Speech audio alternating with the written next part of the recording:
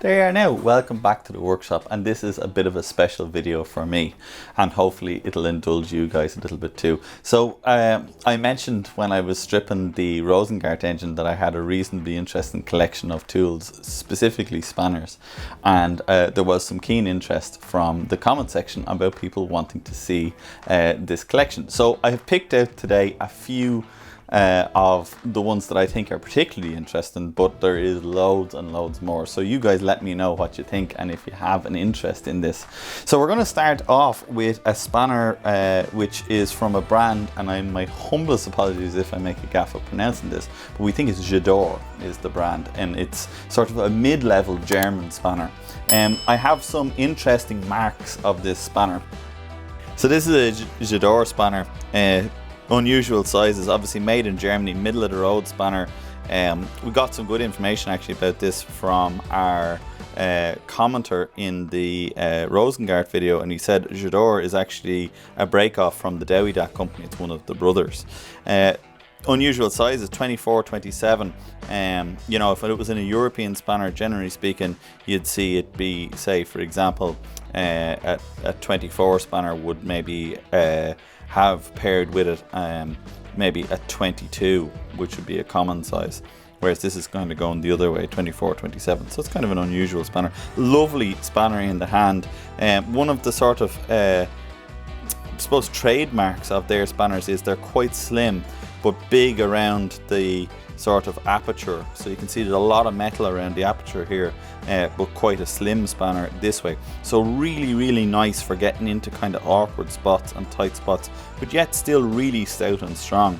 If I compare that to say something like a Brit tool spanner, this is a spanner from sort of my youth. It actually is one of the first groups of spanners I got as an apprentice, and in those days as an apprentice, if you had good spanners you marked them. So my marking in the workshop I was in was IX, and that was the way I knew my spanners from other people's, or when other people tried to pinch my spanners. So if you have a look at the kind of big difference here between the Brit tool spanner and the Jador spanner, you can see that the heft of the Brit tool spanner up here is much greater. Now in certain circumstances that's an advantage, because it means that it has a narrower sort of head here, but that kind of wider base on it. But then if you're trying to get into slim kind of awkward places, a lot of what I did as an apprentice was hydraulic work, and these spanners were kind of a bit of a pain because they were just too fat to go between two fittings, whereas the German Jador was a much nicer spanner and nicer in the hand as well. Another German brand that I am very partial to and have kind of a couple of interesting marks of is the brand Walter. So this hopefully going out to my German fans are going to recognize this as a very early Walter. You can see that it is produced according to their manufacturer in West Germany. So this is pre the wall coming down. This spanner would have been sort of that vintage. Another Whitworth spanner, so 9/16 Whitworth. If you give me just 1 second, I'm going to get a 9/16 AF and just give you a bit of a difference, because Whitworth is an interesting size.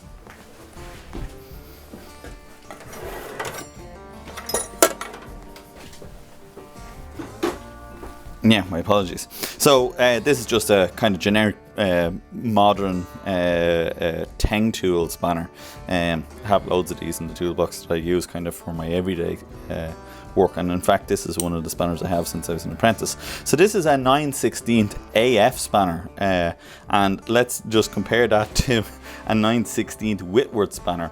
So Whitworth is obviously one of the very most early forms of standardized bolt and nut combinations. Sir Joseph Witt was the guy who came up with this sort of standardization of nuts and bolts, and you can kind of see that in those days the size of the spanner, as in 9/16, had no relation to the actual size of the opening, whereas much later spanners like the AF range, you can see 9/16 is actually very close to the nominal dimension. It's 9/16 of an inch wide, the opening is, but not the case with Whitworth 9/16 spanner. I'm actually not sure, so if anybody knows why or how Whitworth came up with his measurement, I'd be very interested to find out what that is. Maybe it's to do with the dimension of the threads per inch or something like that. I really don't know, but if anybody knows that, it'd be interesting to find out. So moving on with the Walter, I have some more Walter here, and you can see this is moving on. We've gone now to a new period in time where we're post the wall coming down in Germany. So it's still Walter, but now it's just made in Germany, as opposed to having the designation between East and West Germany. And again, you can see this combination of 24-27, which is synonymous with sort of European spanners.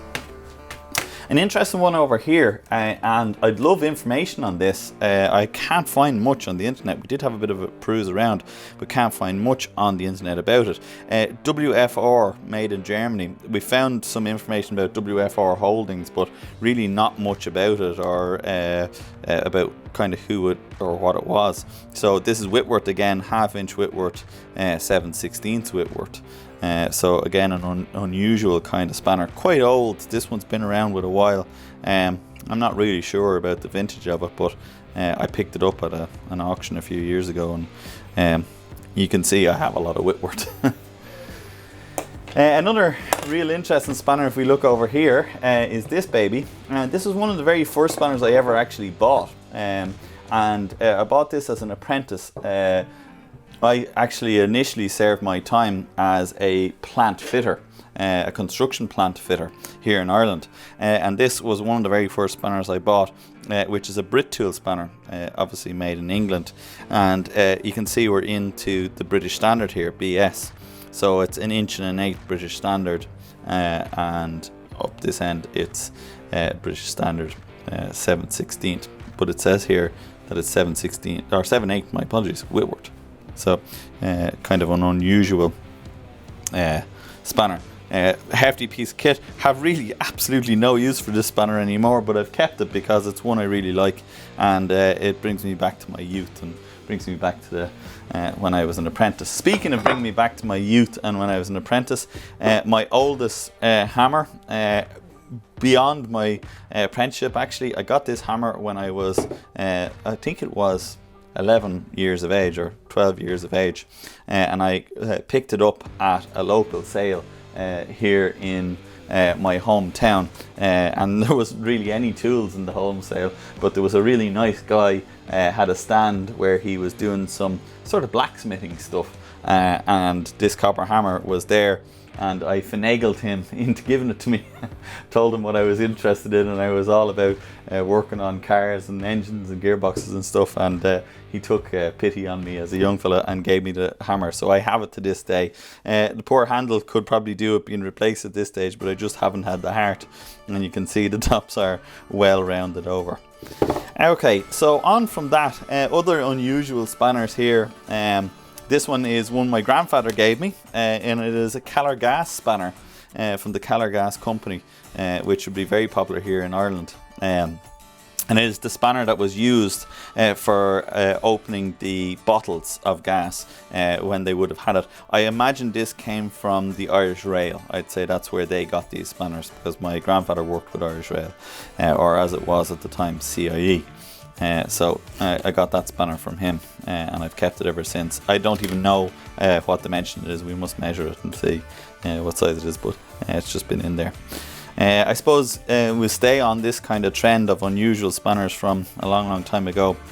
So this is Bsa Spanner, and it came from the Bsa motorcycle company. I didn't get this from my grandfather. I got this at a car boot sale in the UK a few years ago. And I picked it up because I just really thought it was a lovely spanner.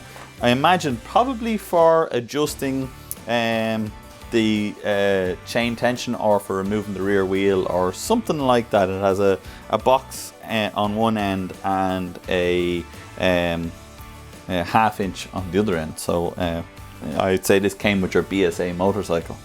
And staying on spanners that came with motorcycles, here is a very early Ford spanner. So the Ford Motor Company. That's the spanner from the Ford Motor Company, and I imagine came with a car you probably bought, and this was probably in the little toolkit that came with the car. Dimensions wise, it has a 5/8 across this end, and unfortunately this one's broke off, so I don't actually know, but I'd say half inch. I'd imagine that's probably what it is, probably a half inch one. Older spanners again. These came from a customer of mine who found that I was interested in spanners, and the story behind these 3 spanners are they were from his great-grandfather who used to work on steam locomotives in the Western Railway here in Ireland, and he made these spanners as part of his apprenticeship. So there's a real interesting piece of history. So these spanners are almost 100 years old and were handmade by an apprentice. So kind of an interesting, different look at spanners. Some of the interesting parts about them, or the way they're made, you can see this was probably one of his first attempts, which I think is it just got cut out of a block of steel, and it got well used anyway. It certainly got well used. Then this is a forged spanner, so he actually forged these spanners, so would have had to make some sort of a die and forge the spanners around the die. So I'd love to have talked to the man, but he's probably 30 years dead. So interesting that you can have a spanner that we know was made by somebody close to us. So we're moved into a brand that you heard me talk about already, and I again got some lovely interesting information from one of our viewers in the comment section. This is a spanner brand called Dowie-Dat, well, a tool company brand called Dowie-Dat. And Dowie-Dat again is a German tool company that was originally founded by a group of brothers who later split from each other, and that's where the J'adore spanners came out of. Dowie-Dat is a spanner and a tool company that I've really liked. I believe that it's a sort of a mid-range spanner or a middle of the road spanner, and I think even as they progressed through the years, they became sort of a lower end of the market tool. But the stuff that I have from them very definitely is some of my favorite spanners. Just look at the engineering in this, that's absolutely fantastic. This, by the way, is a box spanner and was made specifically for British motor cars, with a quarter box on this end and a 3/8 box on this end for adjusting front and rear drum brakes on the Mini anyway. That's what I bought them for. So this Dowie-Dat spanner has some beautiful quirks and features to it, one of which is they have this sort of through hole here. So if you're using the spanner in sort of, well, use it in this orientation. So if you're using the spanner in this orientation, obviously very hard to turn it, but they've put this sort of through hole here, so you can put something like a screwdriver in there to give yourself a bit of leverage or a bit of force, getting into a weird awkward angle. Obviously you can turn the head of it 90 degrees and use it in that orientation as well. So a really kind of interesting spanner, and I love the Dowie-Dat range. You know, a lovely light shaft on the spanner, but a big heavy forged head, so hold the bolt really well, but of course nice and light in the hand and easy to hold. That is, in fairness, synonymous with European spanners, especially from mainland of Europe. The spanners tend to be very well made, but light and easy to hold. Moving on, I do have some American stuff. This is a brand called Williams Tool Company. These are Williams Super Slims, and they came out of Brooklyn in America. So another kind of an unusual brand. What can I say about them? Again, a really nice spanner.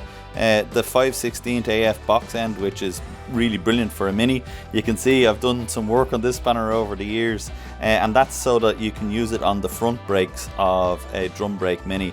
And anybody who's tried to adjust them knows they're a notorious weird spot. That actual spanner used to be canted at an angle like this end here. You can see the way that's canted at that angle, but I heated it up and took the angle out of it and made it almost straight, because that gave me a bit more access. So yeah, a modified spanner.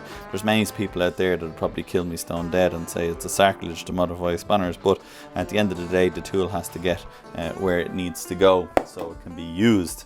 Add some Dewey Dot screwdrivers. Again, they were a really nice simple brand of tool, which I just think they have a lovely elegance to them. They're always really nice in the hand, easy to use, and have a really nice grind on them. I have it in a sort of a Phillips and flat blade. I actually have loads and loads of these in Dewey Dot, but they're just some of the more cleaner examples of that. There's an interesting brand, more modern brand, sort of about 60s.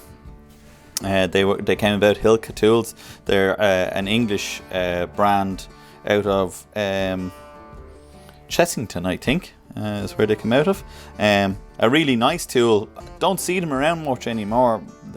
Still probably producing spanners, but yeah, real nice little light in the hand, easy spanner to use.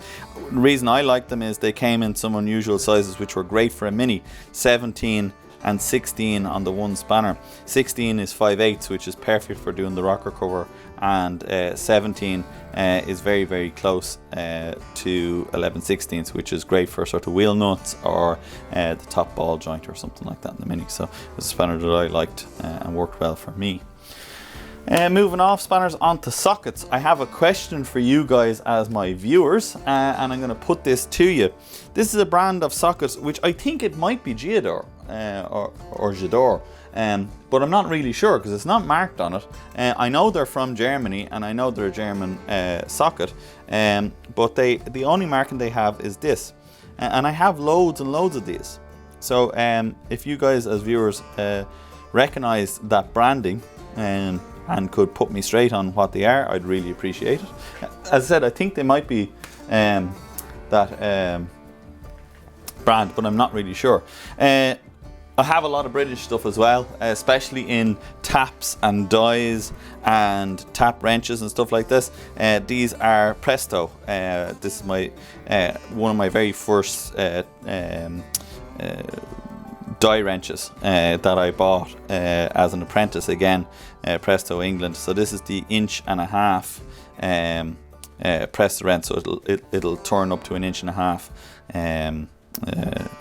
die. It'll take 1.5 inch die. It's been around a while, still working tool, and I use it all the time. I have a massive range of Presto dies and taps. Really, really love them as a wrench. Another kind of interesting one here is a British brand which I can't find much information on, but I have a couple of these tap wrenches in the smaller size, and they're called A.L England. So A.L England. So if anyone has any information on who A.L England are, I'd be very interested in it, because I have a couple of them and I really love them. They're really nice in the hand and nice to use. After that, I suppose I have a lot of other stuff.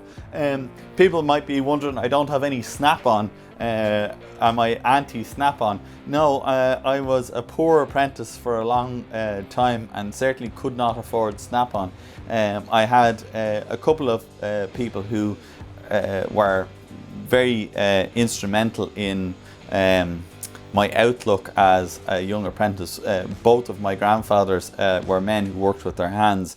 On my mother's side, my grandfather was a carpenter, and on my father's side, he was a body maker for the Irish Bus and Rail Company. And both of those gave me a great respect for hand tools, and they would have always said that you should always own your tools. Snap-on didn't really work with me, because Snap-on was a thing you paid every week, and you eventually owned them in years and years to come. And to me, that didn't work as my head an apprentice. I just wanted to buy it, and that was that. And I loved going to car boot sales and auto jumbles and those sort of places and buying spanners. Probably one of the worst things to ever happen to me was eBay came around in the late 90s, early 90s, and spoiled me for choice, and I bought a lot of stuff over the years on eBay and brought them into my collection. So that's just a little look at some of the tools I have, and as I said, I have a lot more. As you probably gathered, I'm into vintage tools and stuff that is older and harder to come by, and if it has any kind of a story behind it, either who the brand was or who owned the tool, that always spurs me on a little bit more. I have really interest in other types of tools and equipment as well. I have a lot of old vintage axes which I restore and use to heat my home by splitting timber. I have some vintage power saws as well, old Husqvarnas, stills, and even some Macs as well. So some interesting stuff from there as well. So the video could go on for hours and hours and days, but all I want to do is just give you a little look at what we have. Hopefully you enjoyed the video, and if you want to see more of tools and collections of tools, then give us a shout and we'll make another video in a little while of some more of our stuff. Other than that, don't forget to like, share and subscribe, and if you want to put some comments in the comment section below about anything you've seen here or want more information, then do. I love reading your comments and hearing about any stories you might have on other power tools. After that, I will see you on the next one.